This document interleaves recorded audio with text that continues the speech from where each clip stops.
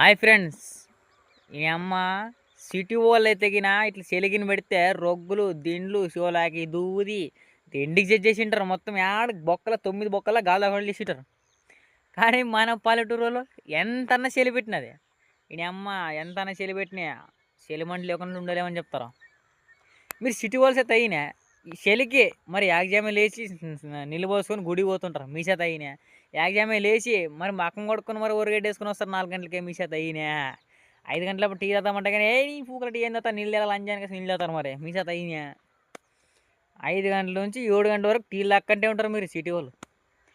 అందుకోసం ఎప్పటికైనా మనం పల్లెటూరు వాళ్ళ కిందే మీరు.